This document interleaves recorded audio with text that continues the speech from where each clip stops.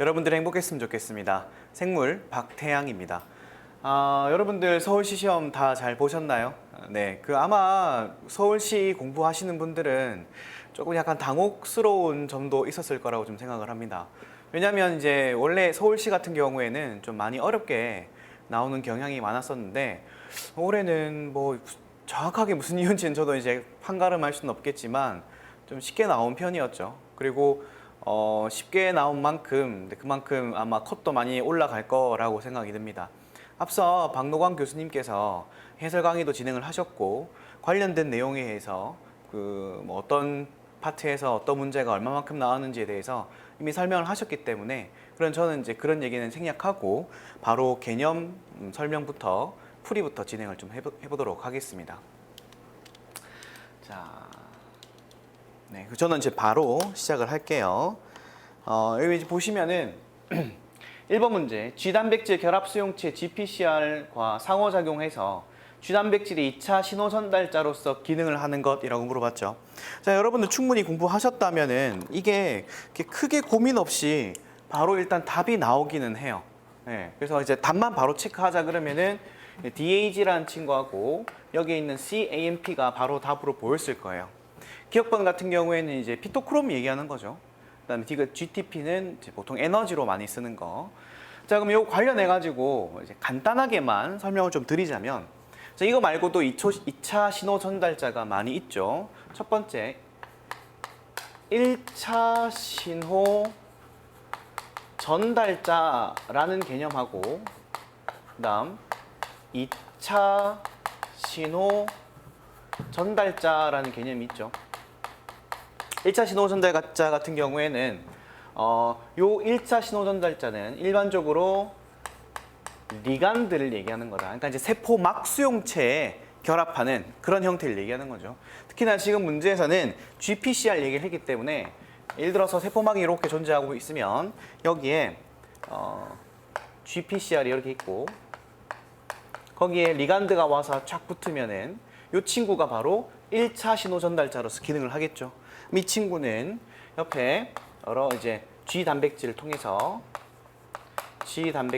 가지고 이 친구가 실제 세포막에 존재하고 있는 PIP2 이 친구를 PLC라는 친구가 요걸 두 개로 분해를 하죠. 어떤 걸로? 하나는 DAG라는 물질로, 그 다음에 하나는 IP3라는 물질로 나누어진다. 그때 요 두 친구가 뭐죠? 바로 2차 신호 전달자이다. 그리고 IP3 같은 경우에는 세포 내부에 존재하고 있는 소포체 수용체도 마찬가지 작용을 합니다. 그러면 이제 IP3 같은 경우에는 여기에 작용을 하게 되면 내부에 존재하고 있던 칼슘 이온이 밖으로 이렇게 분비되게끔 만들고, 마찬가지 이 칼슘 이온이 이제 다른 또 신호를 만들어내겠죠. 마찬가지 여기에 설명했던 칼슘 이온도 뭐에 속한다? 2차 신호 전달자에 속한다. 이 정도만 아시면 될 것 같아요. 네. 보통 이제 이런 거 이제 보통 경로를 물어보거나 이런 어떤 관계를 물어볼 때가 많은데 그냥 딱 끊어가지고 야, 전달자가 누구니? 이렇게 물어본 것 같아요. 이 정도만 아시면 될 것 같고 다음 문제 넘어갈게요. 2번 문제도 굉장히 간단했죠. 2번 문제는 기질 농도에 따른 효소 반응 속도 그래프이다. 효소 반응과 관련돼 있는 거는 우리가 이제 일반적으로 많이 봤던 그래프를 한번 그려볼게요. 우리가 가장 일반적으로 많이 봤던 그래프는 이런 그래프였을 거예요. 여기에 효소 농도가 이런 식으로 기질 농도에 따라서 이렇게 올라간 형태의 효소 그래프가 그려지는데, 지금 그래프 같은 경우에는 이게 이런 식으로 올라간 형태의 그래프가 되죠. 이걸 우리가 보통 일반적으로 시그모이드 그래프, 곡선이라고 부르고, 이러한 형태를 띠는 거는 보통 알로스테릭, 협동성을 지니고 있는 알로스테릭의 특징이죠. 그러니까 설명 드렸었던 것처럼 여기에 이제 대표적으로 헤모글로빈이 이렇게 네 덩어리가 있는데, 헤모글로빈이 여기에 산소가 붙으면, 산소가 결합을 하면 나머지 부위도 산소랑 잘 결합할 수 있게끔 이런 결합이 촉진되는 어떤 형태의 어떤 구성을 지닙니다. 이걸 우리가 협동성이라고 부르고 이러한 협동성을 나타내는 게 바로 이런 시그모이드 형태의 그래프를 나타낸다. 왜 그러냐면 처음엔 잘 결합을 안 해요. 그래서 기울기 약간 완만한 형태로 올라가죠. 그러다가 하나가 결합하고 나면은 여러 개가 아주 빨리 결합할 수 있기 때문에 그래프가 아주 급격한 형태로 띄게 되는 이런 형태를 우리가 알로스테릭 협동성 그래프라고 부릅니다. 그래서 답은 4번으로 바로 나오실 거예요.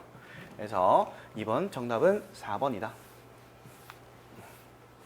자, 그 다음에 자, 이것도 굉장히 간단한 문제였어요. 이게 이제 외웠으면 풀고 못 외웠으면 못 푼다. 둘 중 하나예요. 네.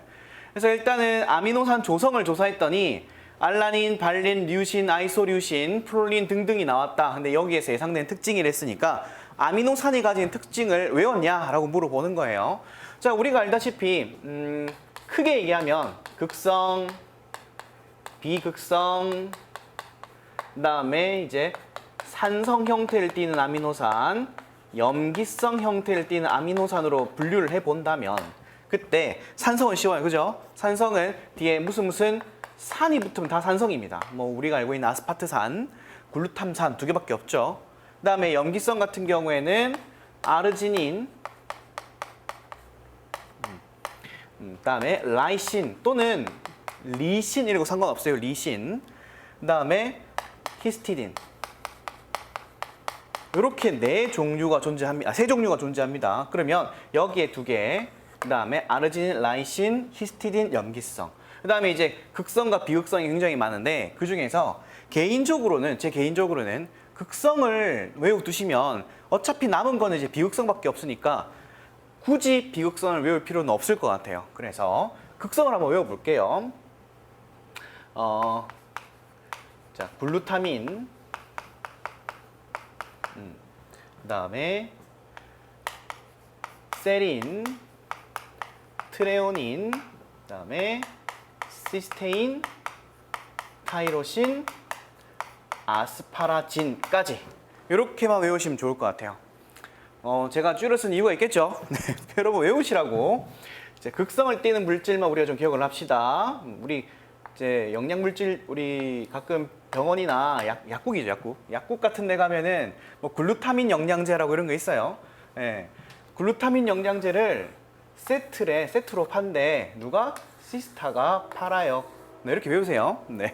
외우는 방식이니까 방식은 여러분 마음대로 하면 상관없습니다. 그래서 요것들을 제외하고 나면은 여기 보니까 문제 알라딘, 발린, 류신, 아이소류신, 프롤린 나온 거 보니까 여기에 해당한 게 단 하나도 없죠. 그러면 비극성 형태를 띠게 되는 어떤 그런 물질들을 얘기하는 거구나. 이제 비극성이라는 얘기는 극성이 없어서 뭐 할 수 없다? 물과 결합할 수가 없다. 물과 결합할 수가 없기 때문에 물을 피하는 형태의 어떤 구조를 만들게 될 거예요. 그래서 우리가 뭐라고 하죠? 소수성이라는 표현을 쓰죠. 오케이. 그럼 소수성이라는 거는 자, 이 문제에서 4번 바로 볼게요. 이 부에 있는 수용액에서 전체 단백 구조의 안쪽에 위치한다. 얘기는 생명체에서 가장 많은 건 물이고 물이 가장 많으니까 물을 피하기 위해서 단백질 구조 안쪽으로 들어가겠네요.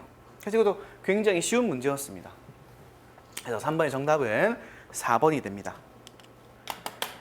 그 다음에 4번 문제도 똑같아요. 이것도 예, 여러분들 한번 공부하고 간단하게 봤었으면 이게 답이 눈에 바로 보여요.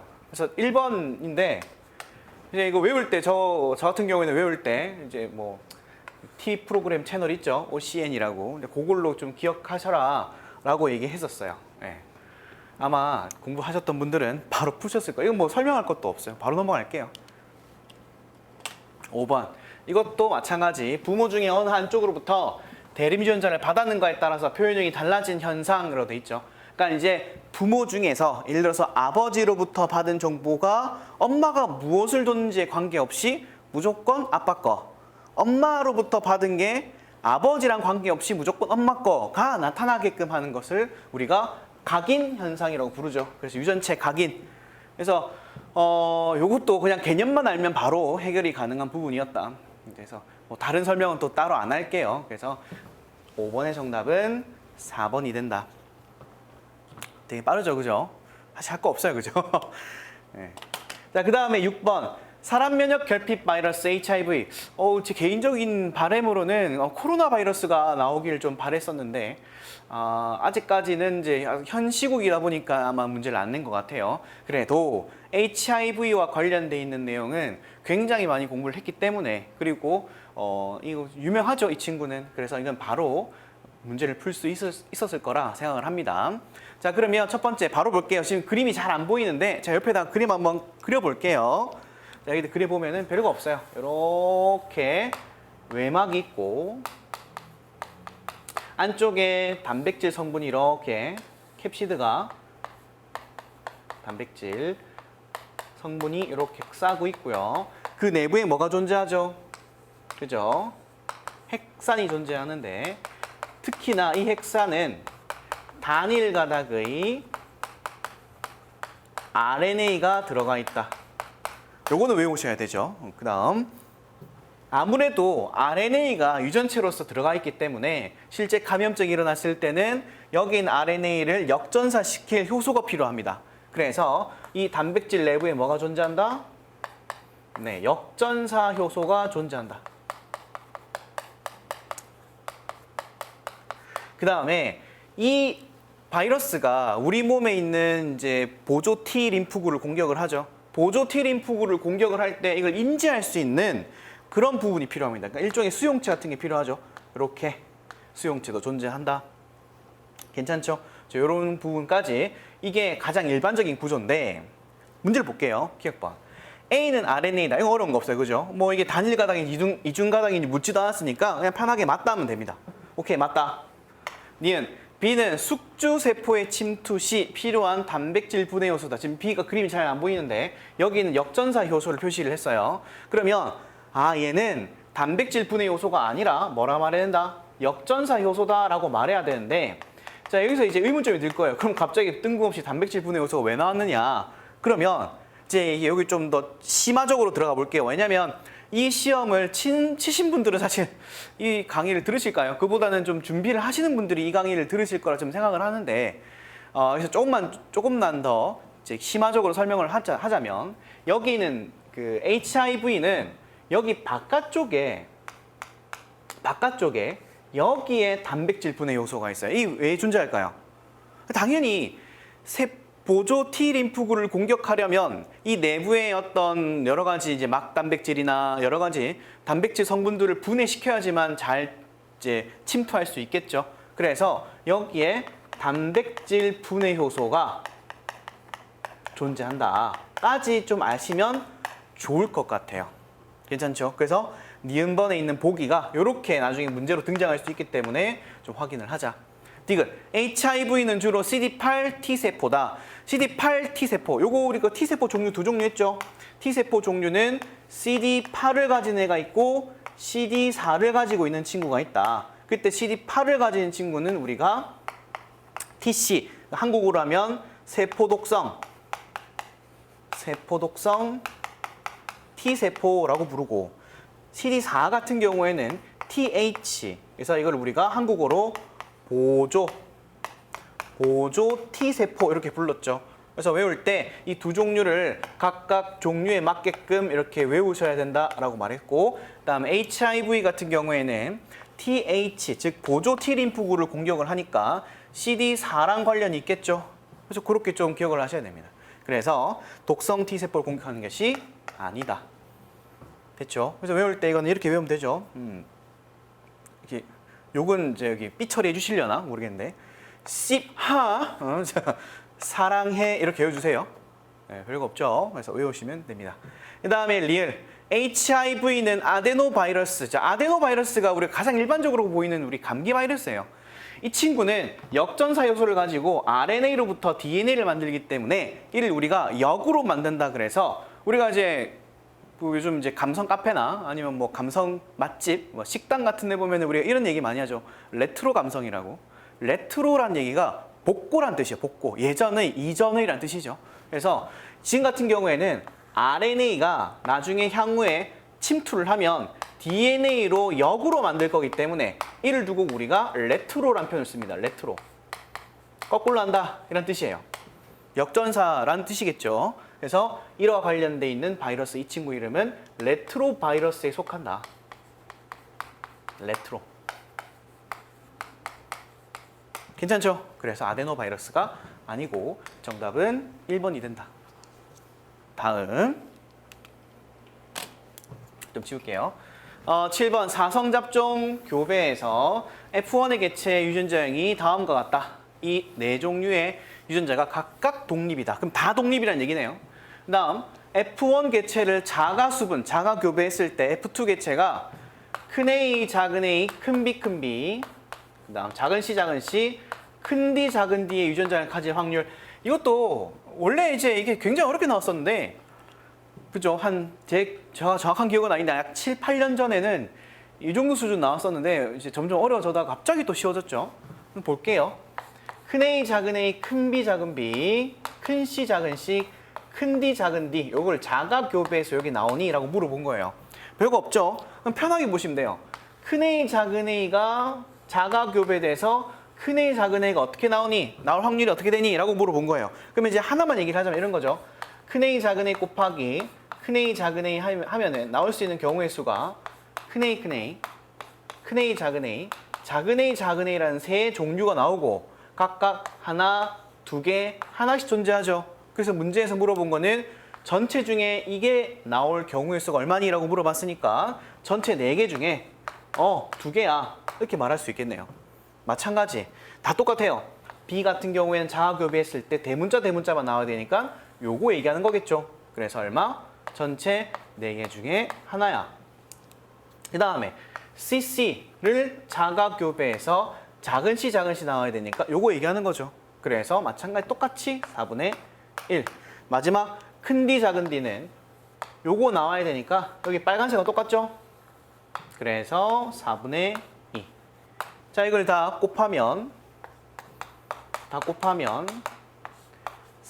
1에 3승이 되죠. 그럼 이제 뭐 계산이 하면 64분의 1. 정답 3번이겠네요. 뭐 되게 쉬웠습니다. 네. 그래서 아마 보시고 약간 당황하신 분도 계실 것 같아요. 자, 다음. 생거 기법을 통한 DNA 염기서열 분석에 필요한 요소. 자, 생거 기법은 염기서열 분석. 이제 프레드릭 생어라는 분이 이제 염기서열을 분석하는 방법에 대해서 고안을 하고 이제 고안을 한 걸 통해 가지고 실제로 분석을 했었죠. 이제 분석을 할 때 필요한 건 마찬가지. 얘가 내가 원하는 목적 DNA가 있을 거예요. 목적 DNA. 내가 알고 싶은 서열을 알고 싶은 DNA가 있으면 이 친구를 그냥 이제 그대로 놔두면 안 되고 이제 양을 많이 불리겠죠. 뭐 PCR 같은 걸 통해 가지고 양을 많이 불리고 나면은 이제 아주 많아진 DNA에다가 요거를 이제 열 같은 걸 가해 가지고 쭉 벌어지게 하면은 거기에 뭘 집어넣어요? 오케이. 프라이머를 먼저 집어넣어서 여기 그림을 그려보면 이렇게 열을 가하면 이중 가닥이 벌어지겠죠. 그럼 프라이머를 집어넣어서 요거를 중합할 수 있는 효소를 집어넣을 거예요. 괜찮죠? 그러면 이제 파란색으로 그린 게 신생 가닥을 얘기할 거고 그렇게 만들어질 때 그때 필요한 거는 얘가 실제로 뉴클레오타이드가 필요할 건데 그 뉴클레오타이드는 종류가 아데닌, 구아닌, 사이토신, 티민 이렇게 4종류가 될 거예요. 그래서 그걸 다 묶어서 우리는 DNTP라고 부릅니다. DNTP는 다 필요할 거예요. 근데 문제는 생어 기법을 할 때는 이제 각각의 여기 전체의 서열을 알고 싶은 거니까 끝부분에 어떤 특정 염기 서열에 대한 형광 물질이나 여러 가지 이제 특수한 물질을 달아둔 이제 더 이상 이제 결합을 할 수 없게끔 DDNTP를 이렇게 하나씩 달 수 있게끔 해야 돼요. 자, 그러면 이런 거예요. 이제 지워볼게요. 요거. 그러면 어떻게 할 거냐? 이렇게 합니다. 시험관에다가 4개를 준비해요. 시험관 4개를 준비를 한 다음에 동시에 전부 다 DNTP는 다 넣어요. 그러니까 이제 아데닌, 구아닌, 사이토신, 티민 다 넣는 거예요. 여기다가. 그럼 DNTP 다 집어넣고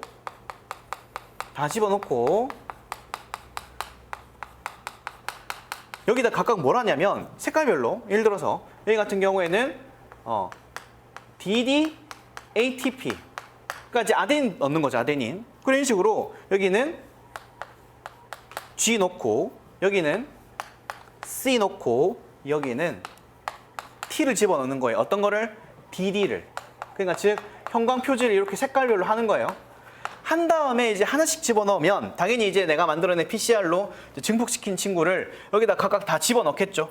다 집어넣게 되면은 그 염기 서열을 분석을 할 애들이 이제 중합을 할 때 가다가 멈추고 가다가 멈추고 가다가 멈추고 하는 이런 이제 그 구성물들이 만들어질 거예요. 그 구성물들을 각각 이렇게 만들면 여기 시험관에서는 A만, 여기 시험관에서는 G만, 여기 시험관에서는 C만 등장을 하겠죠. 요거를 우리가 전기 용동을 할 수 있는 이제 아가로스에다가 집어넣습니다.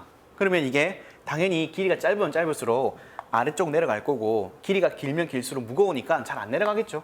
그런 식으로 이걸 다 조사를 해보면 이런 식으로 형광 색깔을 띠는 띠가 나타날 거예요. 요거를 여기 탐지기 컴퓨터 있죠. 컴퓨터 탐지기 레이더를 쏘면서 하나 탐지를 합니다. 그럼 내려가면서 가장 짧은 것부터 가장 긴 순서대로 형광 표지가 하나씩 등장을 하겠죠. 그러면서 요거를 알아내는 방법을 생어 기법 또는 생거 기법이라고 부릅니다. 그럼 당연히 필요한 거 물어봤으니까 첫 번째 기억과 프라이머 필요하고 그 다음에 DNTP는 다 집어넣어야 되니까 필요하고 그 다음에 DDNTP 마찬가지 지금 4개 종류의 DDNTP가 다 필요하죠. 다 집어넣어야 된다. 그 다음에 요걸 중합할 수 있는 중합 효소를 집어넣어야 되지 연결 효소는 아니다. 괜찮죠? 정답은 바로 기억, 니은, 디귿으로 1번이 나옵니다. 그래서 이것도 이제 그냥 재료만 물어본 거기 때문에 쉽게 풀 수 있었다.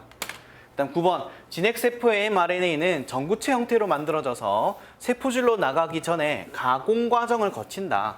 가공 과정을 거칠 때 RNA 가공과 관련돼 있는 걸 이제 쓰라 한 거네요. 맞춰라. 자 그러면 RNA 가공 과정은 첫 번째 자 여기서 DNA에서 RNA를 전사하고 나면은 이제 좀 미성숙 mRNA가 만들어졌다고 합시다. 미성숙 mRNA. 이 미성숙 mRNA는 당연히 여기에 실제 기능을 하는 엑손도 존재할 거고, 엑손도 존재할 거고, 이제 기능이 없는 인트론도 존재할 거예요. 그러면 이런 것들을 인트론을 제거해주는 기능이 있죠. 이 제거 기능을 뭐라고 하자? 스플라이싱이라고 하자. 스플라이싱 과정을 통해서 인트론을 제거하고 그 다음에 엑손만 모여있는 성숙 RNA를 만듭니다. 성숙 mRNA. 이런 식으로 성숙 mRNA를 만들고 성숙 mRNA 끝부분에 5' 쪽, 5' 쪽에서 캡, 구아닌 캡을 구아닌 캡이라 쓸게요. 캡을 달고 그 다음에 반대쪽 3' 끝부분에는 A를 막 여러 개 달아넣어요. 이걸 우리가 폴리 A 꼬리라고 부르죠. 요거를 만들어서 이제 안정화시키죠. 그럼 요게 하나의 완성된 제품이다라는 거 알려주는 거죠. 그래서 이렇게 만들어지는 과정이 RNA 가공 과정이다. 그 정답은 기억번 인트론 제거, 즉 스플라이싱, 니은 5' 캡 형성, 디귿, 폴리 A 꼬리 만드는 것까지가 RNA 가공이고 엑손 셔플링 같은 경우에는 DNA 속에 들어가 있는 엑손이 다른 DNA에 들어가게 되면서 그게 이제 어떤 새로운 형태의 엑손들이 모이게끔 하는 또는 새로운 어떤 유전자를 형성하게 하는 그런 어떤 현상을 엑손 뒤섞기라고 부르죠. 그래서 리을은 RNA 과정과는 관련이 없다. 이렇게 기억하시면 되겠습니다. 정답도 마찬가지 여기서 답이 바로 3번으로 나옵니다. 그 다음에 10번 레트로 트랜스포존. 우리가 이제 트랜스포존이라는 개념을 우리가 이미 한번 공부를 했었죠. 자, 원액 같은 경우에는 전인자의 원액,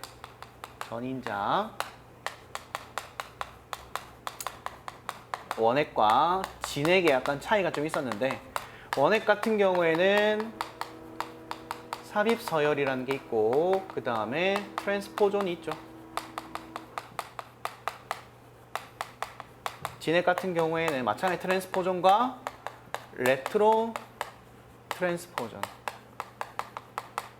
아까 전에 HIV 설명을 하면서 레트로에 대한 설명을 드렸었죠. 이제 거꾸로란 뜻이고 편하게 얘기하면 RNA가 DNA를 만드는 역전사 과정이 존재한다라는 뜻이겠죠. 그럼 한번 볼게요. 트랜스포존 이런 거예요. DNA가 이렇게 있으면 여기에 일부의 DNA가 나와가지고는 다른 곳에 이렇게 넘어가는 걸 의미하는 거죠. 근데 레트로 트랜스포저는 실제 DNA가 이렇게 있을 때 이 DNA를 RNA 형태로 역전사를 시킵니다. 역전사 시킨 다음에 다시 그 RNA를 DNA로 바꿔서 이제 이거 같은 경우 이제 컴플리먼트 C DNA가 되겠죠. 이 친구를 집어넣는 거예요.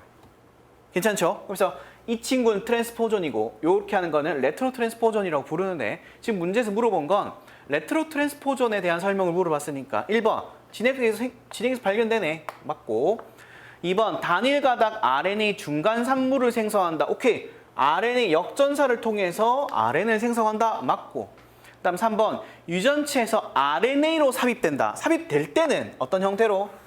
DNA 형태로 삽입된다. 정답은 3번이고요. 그다음 4번 역전사 이런 과정이 있으니까 당연히 효소도 쓰이겠죠. 정답은 3번입니다. 이렇게 좀 기억하시면 좋을 것 같아요. 그다음 11번 근육이 수축하는 데 필요한 ATP를 충족시키는 방법으로 가장 옳지 않은 것이라고 했네요. 옳지 않은 것. 그래서 읽어볼게요. 이거는 1번 운동 중에 근육 내 젖산 발효에 의해서 ATP를 생성한다.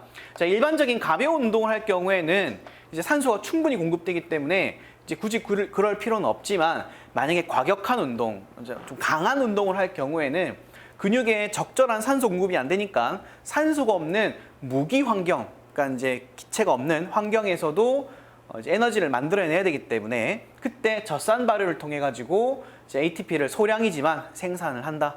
그죠? 그래서 어려운 거 없고 1번 맞다. 2번 적색 섬유에 풍부한 미토콘드리아. 이제 적색 섬유라는 거는 미오글로빈 얘기하는 거죠. 그래서 거기는 미토콘드리아가 있다는 거는 당연히 뭘 한다? 세포 호흡을 진행할 것이다. 세포 호흡을 진행한다는 거는 산소가 필요하다라는 뜻이겠죠. 그래서 주로 혐기성 호흡에 의해서 ATP가 생성된다. 주로 혐기성은 아니에요. 왜? 미토콘드리아가 뭐가 필요한데? 산소가 필요하잖아. 그럼 산소가 필요하니까 당연히 호기성 호흡이라고 해야 되겠죠. 그래서 문장만 잘 읽어도 그러니까 미토콘드리아는 당연히 산소 필요하지 하면서 답이 나왔을 것 같아요. 그래서 정답은 2번이 되고요. 3번 가벼운 운동을 지속하는 동안 아까 제가 1번 설명하면서 설명드렸죠. 3번은 가벼운 운동을 할 동안에는 충분히 산소가 공급되기 때문에 ATP는 호기성 호흡에 의해 생성되고 그다음에 4번 인산염을 ADP로 이동시켜 ATP를 형성할 수 있는 화물인 크레아틴 인산. 이것도 그렇게 어려운 내용 아니에요. 크레아틴이라는 물질이 있다. 크레아틴에 이렇게 인산이 붙어 있는 걸 우리가 크레아틴 인산이라고 부르고요. 그때 ADP라는 친구가 다시 ATP가 될 때 여기에 있는 크레아틴 인산이 도와주면서 인산 하나 넘겨주고 크레아틴으로 빠져나간다. 그 얘기를 하는 거네요. 그래서 4번도 맞는 말. 그다음에 11번 넘어가고 그 다음에 12번 수정에 대한 설명으로 가장 옳지 않은 것이라고 했네요. 자, 요것도 한번 볼게요. 1번 정자와 난자의 융합은 난자의 중요한 물질내사 활성화를 불러온다. 여기에 세포주기 재개, 이후의 유사 분열 등등등 저기 말이 좀 어렵게 돼 있지. 편하게 얘기하면 난할 한다 이 말이에요. 그래서 난하라는 과정 전에 정자와 난자의 융합이 이러한 어떤 난하를 촉진할 것이다 라는 뜻이니까 이것도 맞는 말이 되겠네요. 그다음 2번 난자에서 분비된 종특이적 분자는 수정 능력을 가진 정자를 유인한다. 대표적으로 성계의 주화성 물질인 리젝트랑 스프렉트가 정자의 운동성을 증가시킬 것이다 라고 나와 있는데 아마 이제 리젝트랑 스프렉트에 관련된 설명을 조금 생소하게 여기신 분들도 계실 거예요. 그래서 약간 저거 같은 경우에는 좀 그 실제 전공책이나 봄직한 그런 내용인데 저게 굳이 모르더라도 주화성 물질이라는 건 뭔가 끌어들인다 이 말이죠. 화학적으로 끌어들인다. 그러한 물질이구나 정도만 아셔도 괜찮고 실제로 화학 물질입니다. 그게 정자의 운동성을 증가시켜서 자기 쪽으로 끌어올 수 있게끔 하는 게 바로 여기 있는 리젝트랑 스포렉트인데 요 얘기를 제가 그림으로 한번 표현을 해볼게요. 예, 2번부터 3, 4번 관련된 내용이 여기 조금 어려운 부분이 있을 수 있어서 제가 간단하게 그림을 좀 그려보면 이런 느낌이에요.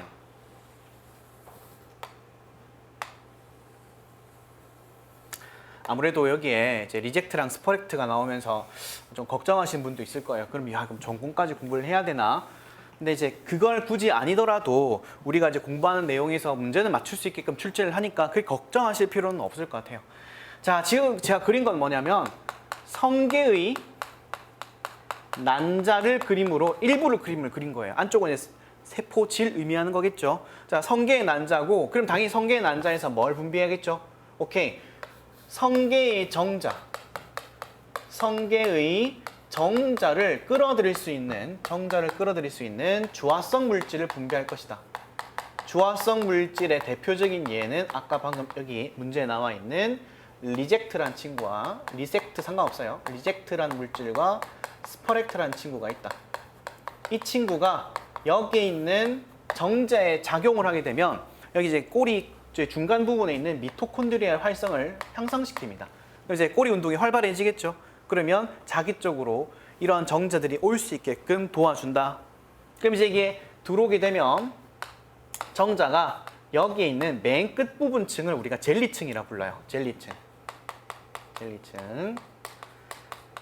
성게 같은 경우에 젤리층이라 부르는데 이게 젤리층 쪽에 이렇게 맞닿게 되면은 여기서부터 첨체 반응이라는 게 일어납니다. 첨체는 뭐냐면 정자의 앞부분에 존재하고 있는 이 부분을 우리가 첨체라고 하는데 이 첨체에서 물질이 가수분해 요소나 여러 가지 분해 요소가 밖으로 방출되면서 젤리층을 파괴하기 시작합니다. 그걸 우리가 뭐라 하자? 첨체 반응이라고 하자. 그럼 첨체 반응이 일어나면서 그 젤리층이 일부가 이렇게 부서지겠죠. 그러면서 부서지면서 여기 있는 정자가 안쪽으로 들어오게 될 거고 그 안쪽에 자세히 보면은 성게 난자에 이거를 받아들일 수 있는 수용체가 이렇게 존재해요. 이 수용체가 존재해요. 그때 이 수용체는 뭐냐? 이제 혹시나 해서 하는 건데 굳이 외우실 필요는 없어요. 여기 보면은 정자의 끝부분에 특수한 형태의 어떤 물질이 있는데 이 물질을 빈딘이라고 부릅니다. 빈딘. 이름이야, 이름. 빈딘. 딘딘 아니고 빈딘. 이 친구 빈딘이라는 친구가 있는데 여기에 있는 수용체 딱 결합함으로써 야, 너 성게 정자 맞아? 그걸 확인해 보는 거예요. 아하, 그러면 여기 있는 빨간색으로 표기한 이 친구는 뭐다? 아, 빈딘 수용체겠구나. 그럼 만약에 다른 정자가 와서 설사 젤리층을 파괴하더라도 빈딘이 맞지 않으면 인지를 안 해서 결합을 안 해요. 무슨 말인지 이해됐죠? 그러니까 이런 식으로 결합을 하게 되면 이때 이제 여기에 나트륨 이온의 변화가 발생합니다. 그럼 나트륨 이온이 급격하게 들어오게 성게의 난자로 들어오게 되고 나트륨 이온이 점점점 들어오게 되면서 당연히 나트륨 이온에 의해서 뭐가 발생한다? 탈분극이 발생한다. 탈분극이 발생하면은 이게 바로 다수정을 방지하기 위한 기작이 되고 그때 탈분극 같은 경우에 전기로 이루어지기 때문에 당연히 다수정하는 방식을 아주 빠르게 막아낼 수 있겠죠. 그래서 이걸 우리 뭐라고 하자? 다수정, 빠른 차단 또는 어떤 책에는 급속 차단 뭐 상관없습니다. 그래서 이렇게 나트륨 이온에 관련해서 대한 설명을 제가 드렸고 이제 빈딘 수용체 같은 경우에는 이제 우리가 예전에 공부했던 RTK입니다. RTK. 타이로신 인산화 수용체 얘기하는 거죠. 이 RTK에서 아까 설명드렸던 GPC라고 똑같아요. 비슷한 유형이니까 그 친구가 PIP2가 DAG와 그다음에 IP3 여기 아까 뭐라 그랬죠? 2차 신호 전달자. 2차 신호 전달자로서 IP3는 기능이 뭐라 그랬죠? 여기 있는 소포체에 존재하고 있는 어떤 수용체 작용을 해서 뭘 나오게끔 한다. 그렇죠? 칼슘 이온이 밖으로 나오게끔 이렇게 만들어주죠. 마찬가지 칼슘 이온도 뭐다? 2차 전달자. 그 2차 전달자가 이 세포의 내부에 어떤 영향력을 미치게 되고 이 칼슘 이온이 여기 이제 피층 쪽에 존재하고 있던 어떤 과립들이 있어요. 이게 과립들에 이렇게 물질들이 이렇게 들어있는데 이게 피층 과립이라고 합니다. 피층 과립이 존재하는데 이 과립이 여기에 있는 막과 결합 융합해서 내용물이 분비되게끔 하는 거예요. 그러면 이제 칼슘 이온 이런 걸 작용을 하겠죠. 그러면 이 부분이 젤리층 탈락을 할 거고 그럼 이 부분이 이렇게 벌어지면서 그 내부의 피층 과립이 이렇게 쌓이게 될 거고 그 다음에 요걸 이제 수정막으로서 이제 막아냅니다. 요걸 막을 형성을 하겠죠. 단단한 막을 형성하게 하고 그 단단하게 만들어진 이거는 다음에 실제 이 나트륨 이온에 의한 탈분극의 빠른 차단은 아무리 오래 가봐야 1분을 채 못 간대요. 그럼 실제로 그 이후에 어떤 차단도 해야 되니까 이런 칼슘 이온에 의한 피층 과립의 분비가 이런 또 다른 차단을 야기할 것이다. 그걸 우리는 뭐라고 하자? 다수정 느린 차단이라고 부릅니다. 어떤 책에는 완만 차단 뭐 상관없어요. 그래서 그때 다수정 완만 차단에는 여기에 있는 칼슘 이온이 작용을 하는구나. 실제로 이러한 과정이 1년의 과정으로 벌어집니다. 그러면서 수정이 일어나는 거예요. 한번 볼게요. 2번은 내용 됐고 3번 다수정 느린 차단은 나트륨 이온에 의한 것이다. 뭐라 그랬죠 제가? 탈분극을 일으키는 나트륨 이온은 빠른 차단과 관련이 있구나. 그럼 내가 바로 풀 수 있는 거예요. 괜찮죠? 정답은 3번이 되고 4번 다수정은 2개 혹은 그 이상의 정자가 1개의 난자와 수정하는 경우이다. 이로 인해 할구 염색체 수가 달라지기 때문에 치명적이다. 그죠? 원래 이제 요 다수정 차단을 이렇게 굳이 2번이나 하는 이유는 하나의 난자와 하나의 정자가 만나기 위해서 이 작업을 하는 거다라고 이해하시면 돼요.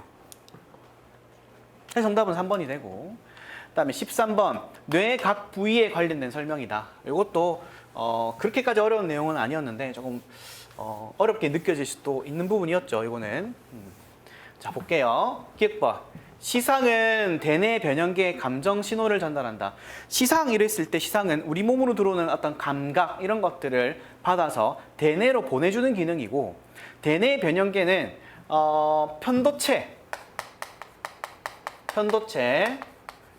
해마, 그 다음에 시상의 일부를 포함하는데 그때 편도체 같은 경우에 보통 감각, 감정 이런 거와 관련이 있고 해마는 보통 단기 기억을 장기 기억으로 바꿔주는 그런 기능을 하는 곳이죠. 그래서 감정 신호랑 관련되어 있는 건 대뇌 변형계라고 말할 수는 있겠지만 시상이 그걸 전달한다라는 표현은 틀린 표현입니다. 시상은 우리 몸에 있는 감각을 대뇌로 보내는 거니까.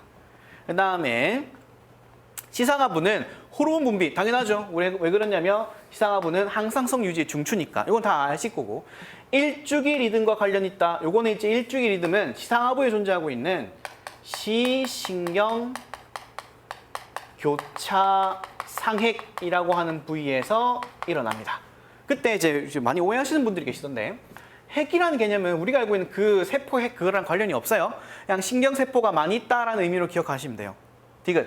해마는 단기 기억을 장기 기억으로 바꾼다. 그죠? 이게 아까 설명드렸던 그 내용이고. 리을. 기저핵은 후각 수용체로부터 오는 입력을 대뇌 피줄로 보낸다.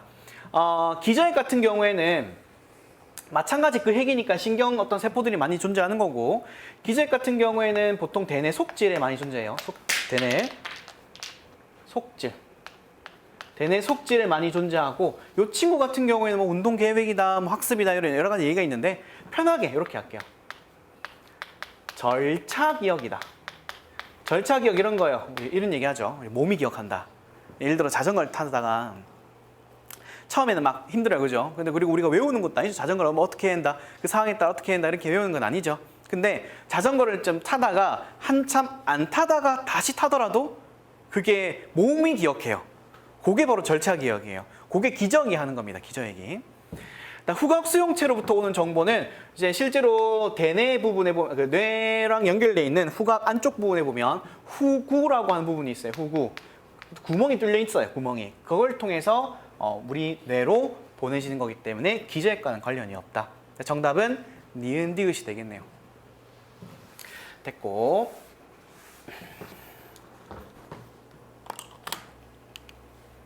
그다음에 여성의 자궁주기 호르몬 변화와 관련돼 있는 거.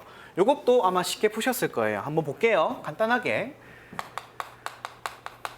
시상하부에서 영향을 주게 되면 그때 GnRH가 분비가 될 거고 GnRH 분비에 의해 가지고 뇌하수체 전엽의 영향을 받으면 FSH와 LH가 분비가 되죠. 그때 LH와 FSH는 누구를? 여포에 자극을 합니다. 그 여포 같은 경우에는 뭘 분비하죠? 이거에 대한 자극으로 에스트로겐이 분비됩니다. 그럼 에스트로겐이 분비가 되면서 여긴 시상하부에 작용을 하게 되고 촉진하는 작용을 하게 될 거예요. 그럼 당연히 GnRH의 농도는 증가할 거고 마찬가지 LH의 농도도 증가함으로써 여포가 성숙되기 시작합니다. 됐죠? 여포가 성숙되면은 얘가 뭐로? 황체로 이렇게 변하는 과정에서 중간에 뭐가 일어나요? 배란이라는 과정이 있다. 즉 LH에 의해 가지고 배란이 일어나더라. 그 다음에 황체는 프로게스테론과 에스트로겐을 계속적으로 분비하면서 자궁벽을 뭐한다? 계속 비후한 상태를 유지할 거고, 배란된 그 난자가 정자랑 만나면 상관이 없는데 정자랑 만나지 못한 수정이 안 된 난자라면 자궁벽이 나중에 허물어지겠죠. 그게 월경이다. 자, 이런 현상을 얘기하는 건데 그래프상으로 볼게요. 그림이 잘 안 보이실 텐데 여기 보면은 제가 표현을 해볼게요. 이렇게 돼 있는 부분이 A고, 그 다음에 이렇게 올라가는 모양, 요 친구가 B고, 그 다음에 이렇게 되는 게 C죠. A는 여기 쓰면 이렇게 되는데, 자, 그러면 초창기 여기 부분, 초창기 부분에 여기 있는 여포에 영향을 미치는 두 가지 물질은 바로 이 물질이죠. FH랑 LH. 그러면 쉽게 말할 수 있어요. 여기 있는 A 같은 경우에는 이 친구는 이미 여기에 에스트로겐하고 나와 있는데 이게 급격하게 증가하게 되는 이 B가 LH고, 여기에 있는 A가 FSH가 되겠죠. 괜찮죠? 그 다음에 에스트로겐 분비, 그 다음 프로게스테론. 이렇게 이해하시면 될 것 같아요. 오케이, FSH랑 LH가 나오는 이 상황에서 에스트로겐 영향을 받아서 에스트로겐 양이 살짝 증가하면은 그때 여기에 있는 LH, FSH 중에서 LH가 급격히 증가한다. 급격히 증가하면 여포 성숙으로 인해 가지고 황체에서 프로게스테론을 분비하는구나. 자, 기억봐. 혈중 뇌하수체 호르몬은 A와 C이다. 이 친구는 혈중 뇌하수체 호르몬이니까 뇌하수체 전엽 얘기하는 거겠죠. 그럼 FSH랑 LH 얘기하는 거니까 요게 FSH, C 같은 경우에 프로게스테론이니까 틀린 표현. B라고 해야 되겠네. 니은 B는 황체에서 에스트로겐과 C 분비를 촉진한다. 자, BLH의 영향으로 뭐가 돼요? 여포가 황체화되죠. 그때 에스트로겐과 프로게스테론이 분비된다. 맞는 표현이네요. 그 다음 디귿. C는 에스트로겐과 함께 자궁 내막을 두껍게 만든다. 그죠? C 프로게스테론이 여기 아까 제가 설명드렸던 자궁벽을 비유하게 만들어주는 기능. 그 다음 리을. 대부분의 임신 테스트기는 C의 존재 유무를 확인하는 것이다. 임신 테스트기는 일반적으로 바로 HCG를 인지하는 겁니다. 그래서 이런 관련이 없다. 정답은 니은 디귿으로 3번이 되겠네요. 다음 15번은 사람의 위에서 소화 과정인데 이것도 사실 처음 보시는 분들은 좀 당황하실 수도 있을 것 같아요. 왜냐하면 문제는 이제 풀 수는 있었어요. 보면 이런 거예요. 기역 보면은 수소 이온을 분비한다. 그다음에 리을 보면은 소화된 음식이 소장으로 이동한다라는 표현이 있으니까 이건 무조건 끝나는 부분이겠구나. 그다음에 수소 이온을 분비하니까 얘가 시작하는 부분이겠구나. 여기까지는 바로 이해하실 거예요. 그래서 문제에서는 세 번째 단계에 해당한 걸 물어봤으니까 볼게요. 수소 이온과 염화 이온이 방출되면 이 친구가 HCl을 형성하겠죠. 염산될 거고, 그때 주세포에서 펩시노젠이 만들어지면 이 친구가 HCl에 의해서 펩신이 됩니다. 그때 만들어진 펩신이 이렇게 해가지고 그 펩시노젠을 더 분비할 수 있게끔 해요. 근데 이 상황을 굳이 모르더라도 일단 확실한 건 HCl이 먼저 펩시노젠을 펩신으로 만들어줘야 된다는 사실은 확실하죠. 즉, 디귿번 보면은 염산이 펩시노겐을 활성화한다라는 표현이 있으니까 요게 몇 번? 요게 두 번째, 요게 세 번째가 되겠구나라는 걸 바로 이해할 수 있어요. 괜찮죠? 그래서 여기에서 펩신이 이렇게 자기를 이렇게 촉진시키는 과정까지 기억해 주시면 좋겠습니다. 자, 그 다음에 16번. 자, 목본식물 이기생장. 이것도 그냥 바로 가는 거죠. 일기생장 같은 경우에는 기리생장, 이기생장 같은 경우에는 부피생장과 관련이 있다. 그래서 답은 바로 나와요. 정답은 2번이 됩니다. 그래서 뭐 더 설명할 건 없네요. 그래서 16번 이 정도만 하고 바로 넘어갈게요. 17번. 단일 식물에 밤사이 짧은 섬광을 조여주었다. 그랬을 때 적색광과 근적외선을 노출시켰을 때 개화 여부를 바르게 나열한 것은 지금 같은 경우에는 단일 식물이니까 다르게 말하면 장암 식물 또는 장야 식물일 거예요. 즉 밤이 길어야 꽃이 피는 거죠. 근데 적색광 같은 경우에는 밤의 길이를 짧게 느끼게끔 하는 어떤 기능이 있어요. 그러면 여기 중간에 적색광을 딱 주는 1번 같은 경우에는 밤 길이가 짧아 라고 하니까 잠깐만 밤 길이 짧네? 그럼 꽃이 안 펴야지?가 되는 거예요. 근데 FR 즉 근적외선은 앞서 있던 적색광의 효과를 없애주는 기능이죠. 그랬을 때 FR은 사실 단독으로서의 의미는 없으니까 얘는 꽃이 피을 거고 3번 같은 경우에는 FR이 앞에 있는 R을 지워버릴 테니까 꽃이 필 거고 그다음 마찬가지 4번도 지워지긴 하지만 끝부분에 결국은 적색광을 줬기 때문에 꽃이 피지 않을 거고 마찬가지 5번은 FR, R 다 지워버리면 꽃이 피게끔 되겠네요. 정답은 쉽게 1번이 나와요. 그래서 요 정도만 하고 넘어가도록 하겠습니다. 18번. 18번의 조류의 배 외막에 관련된 설명이다. 자, 배 외막은 여러분들 아마 기출 문제로 봤던 경험도 있으실 거예요. 그래서 기출에 이 내용이 있었죠. 자, 배아가 이렇게 있어요. 배아. 요거 이제 액이죠. 그 배아를 감싸고 있는 이 막을 우리는 뭐라고 하자? 이거는 양막. 안쪽에 차져 있는 물을 양수. 어려운 거 없고. 그 다음에 얘한테 영양을 주기 위한 막이 있는데 그걸 난황막. 그 다음에 그 내용물을 주머니죠. 난황주머니. 그 다음에 노폐물 같은 것들을 걸러주기 위해 존재하는 막도 하나 존재하는데 요걸 우리가 요막. 그 다음에 그 내용물을 우리가 요낭 이렇게 부르죠. 요막이라 적을게요. 그 다음에 맨 바깥쪽에 뭐가 존재한다? 융모막이 존재한다. 이렇게 우린 공부한 적이 있어요. 그럼 바로 볼게요. 기억. 요막은 융모막과 난황낭 사이에 빈 공간이 존재한다. 그죠? 그래서 이거는 그림만 보고도 바로 답이 나와요. 다음 니은. 양막은 배의 가장 바깥쪽이다. 아니죠? 양막은 배의 가장 안쪽에 존재하죠. 가장 바깥쪽은 융모막. 그래서 이건 아니고. 다음. 난황낭은 중배엽과 내배엽에 자라는 세포들이 난황을 둘러싸는 막이다. 그때 여러분 아마 이거 당황하셨을 거예요. 잠깐만. 중배엽하고 내배엽? 이러면서. 그럼 요거는 모르시면 잠깐 가로치고 그냥 편하게 난황낭은 난황을 둘러싸는 막이다 했을 때는 그냥 맞는 말 돼요. 그럼 이제 이게 맞는지 안 맞는지 나중에 확인해 봅시다. 리엘. 융모막은 외배엽과 중배엽에서 이것도 마찬가지. 지우고 만들어진 부분 지우고 그냥 편하게 융모막은 배의 가장 안쪽에 있다. 아니죠. 가장 바깥쪽에 있다. 이래 답이 나와요. 기역디귿으로 해가지고 답 체크하고 지나가셔도 되는데 우리는 이제 공부를 한 입장이니까 간단하게만 표현을 해볼게요. 자, 실제로 착상을 하기 위해서는 포배 단계까지 오겠죠. 포배 단계에서 안쪽 세포를 우리가 ICM, 내세포괴라고 하고 이게 실제로 배가 형성되게끔 해주는 그런 세포들이고 그 다음에 가장 바깥쪽은 영양막, 편하게 가장 외부로 해서 배외 외배엽 같은 외부 쪽에 존재하는 막이라 생각하시면 돼요. 나중에 향후에 맨 바깥쪽이니까 융모막이 되겠죠.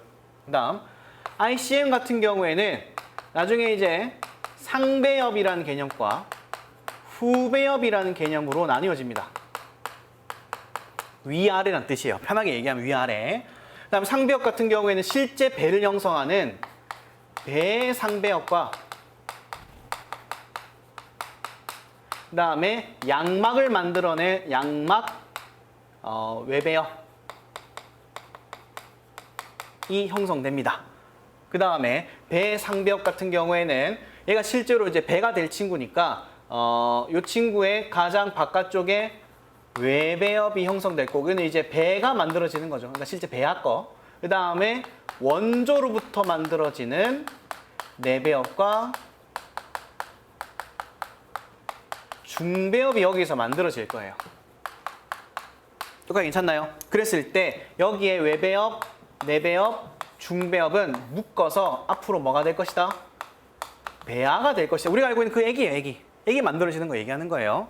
그다음에 양막 외배엽 같은 경우에는 여기에다가 나중에 이제 배외 중배엽이란 친구가 따로 만들어져요. 요거는 이제 가장 이제 중간에 존재하면서 외부 쪽과 내부 쪽을 모두 영향을 미치는 그런 부분이라고 생각하시면 돼요. 그 다음에 후배엽 같은 경우에는 배외 내배엽. 이제 후배엽 같은 경우에는 이제 아래쪽이라는 표현이 있지만 안쪽으로 들어간다는 의미도 있거든요. 그래서 배외 내배엽과 마찬가지 배외 중배엽 같은 경우는 모두 존재하니까 영향을 미칠 거고, 영양막 같은 경우에는 세포 영양막, 그다음에 다핵 영양막. 이 다핵 영양막 같은 경우에는 배외에 존재하는 외배엽이라는 표현을 써도 상관없어요. 같은 말이에요. 그래서 배외 중배엽과 결합돼서 어떤 새로운 형태의 막을 만들 건데, 그때 양막 외배엽과 배외 중배엽이 당연히 만드는 거 뭐겠어요? 양막 만들겠죠. 양막 요거 아까 가장 배 안쪽에 있던 거. 그 다음에 배외 내배엽과 여기 있는 배외 중배엽이 만나면은 이 친구 같은 경우에는 난황낭, 영양물질죠. 난황막, 요 막을 만들어낼 거고, 맨 바깥쪽에 존재하는 배외 외배엽과 중배엽이 결합되면은 가장 바깥쪽의 육모막이 형성될 거예요. 그래서 요 파트에 대한 설명을 문제로 만든 것 같아요. 근데 중배엽과 내배엽 이런 표현은 사실 이게 배아에 맞는 표현이거든요. 요게 제가 동그라미 친 거는 배외막이 형성되는 어떤 배외 외배엽, 배외 내배엽, 배외 중배엽이라는 표현이 조금 더 정확해요. 그래서 이 문제에서는 아마 그걸 그냥 생략하고 쓴 걸로 저는 보입니다. 그래서 보면은 문제에서 난황낭은 중배엽과 내배엽, 난황낭은 중배엽과 내배엽 맞고, 그다음 육모막은 외배엽과 중배엽, 육모막은 외배엽과 중배엽 맞네요. 그래서 일단은 배엽과 관련된 설명은 맞는데 뒷부분이 틀렸구나 이렇게 이해하시면 돼요. 다음 19번도 약간 당황하셨을 것 같은데, 각 생물체에 대한 특성이다. 1번 딱 보는 순간 세균에 핵이 있는 이라는 표현 보고는 다 바로 하셨을 것 같아요. 그래서 핵이 있는이 아니라 핵이 없는이라고 해야죠. 정답 1번 끝이에요. 사실 할 거 없어요. 그래서 나머지 2, 3, 4번은 이제 맞는 말이니까 부위 설명은 안 할게요. 이제 마지막 20번. 유형동물도 이제 자주 시험에 출제됐던 친구긴 한데 아마 워낙 유명해서 아마 이것도 빨리빨리 푸셨을 거라고 생각을 합니다. 여기 보면은 문제 2번 바로 볼게요. 소화관을 가지고 있으면 머리에 선모관이 있다라는 표현이 있는데, 이게 우리 교재에 선모환이라는 표현을 나와 있고, 이 둘이 같은 말이에요. 선모환. 그리고 이 친구 같은 경우에는 트로코포라가 본체인 형태로 살아가는 친구다. 그래서 유년동물 같은 경우에는 크게 어려운 점이 없었을 거라고 생각을 합니다. 정답은 2번으로 바로 나옵니다.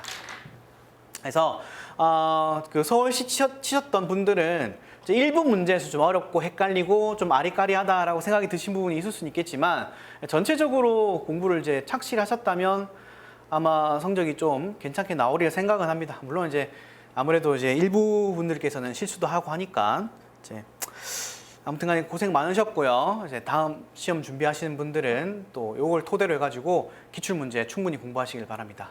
네, 감사합니다.